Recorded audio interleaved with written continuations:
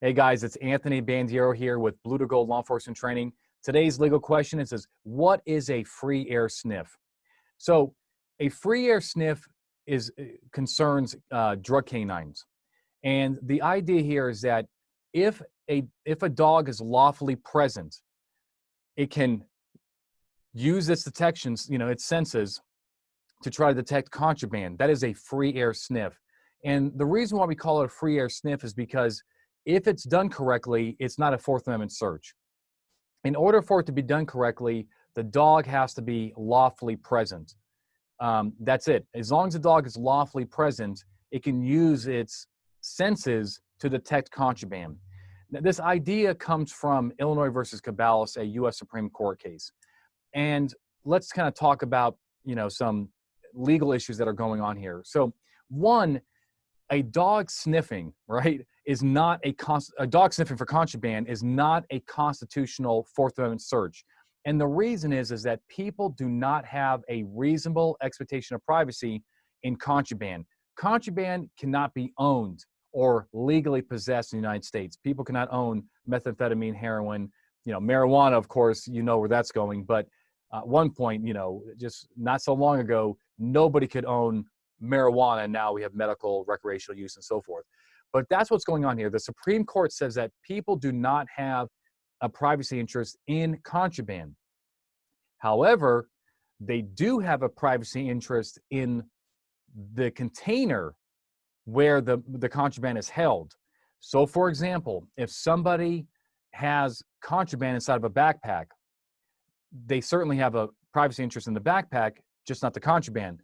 So a dog sniffing a backpack, as long as the dog was lawfully present and that dog alerts, that alert in of itself is not a Fourth Amendment search. And that alert will not give you probable cause to go get a warrant, to make an arrest and so forth. The other issue is, okay, it's not a search, but the other main legal issue that comes up in these cases is, where is the dog at the time of the alert? The dog has to be lawfully present.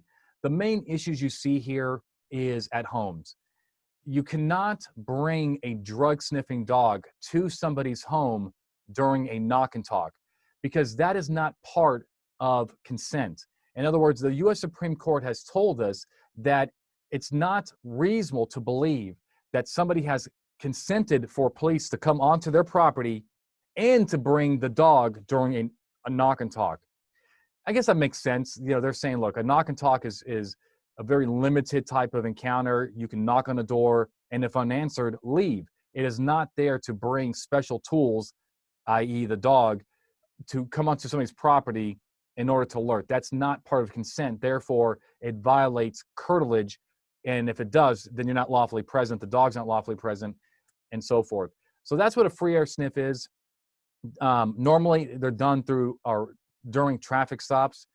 So if the traffic stop is not for narcotics, let's say it's just speeding, and the handler arrives on the scene and runs his or her dog around that car, that is not constitutionally significant. You can do it under the Fourth Amendment.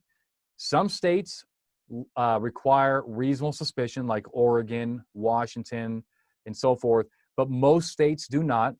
You can do it just because, and if the dog alerts, then you have probable cause. Probable cause plus motor vehicle equals the motor vehicle exception. Then you can search it for the contraband.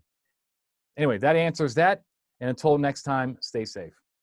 When it comes to legal training, we're the gold standard.